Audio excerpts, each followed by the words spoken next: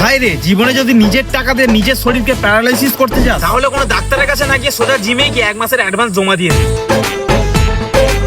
ইনস্টাগ্রামে দুটো motivational reels দেখেই আমাদের রক্ত গরম হয়ে যায়। আমরা ভাবি কাল থেকেই ঋত্বিক রোশনের বাপ হয়ে যাব। প্রথম দিন জিমে গিয়ে 5 কেজির ডাম্বেলটা হাতে নিয়ে আয়নার সামনে দাঁড়িয়ে এমন পোজ দেবে যেন কাল সকালেই তোমার 6 প্যাক অ্যাপস ফেটে বেরিয়ে আসবে। জিম ট্রেনার এসে বলবে, বাবা আজ প্রথম দিন, একটু হালকা করো। তুমি বলবে, ধুর স্যার, মোটিভেশন হেভি আছে, আজকে পুরো ফিগার বানিয়েই বাড়ি যাব।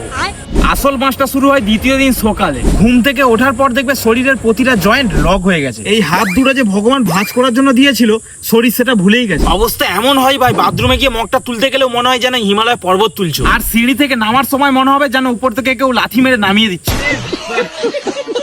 মা এসে বলবে, কি রে প্যারালাইসিস হলো নাকি? তুমি মুখ বুঝে বলবে, না মা, নো পেন নো গেন। 3 নম্বর দিনে মোটিভেশনের ভূত পুরো উধাও। তখন জিমের ওই 1000 টাকার চেয়ে নিজের ভাঙা শরীরটা বেশি দামি মনে হয়। জিম ট্রেনার ফোন করে বলবে, কি গো বাবাজি, আজ আসবে না? তুমি বলবে, স্যার আজ ঠাকুমা মারা গেছে, কাল যাব। অথচ ঠাকুমা পাশের ঘরে বসে দিব্যি মুড়ি খাচ্ছে।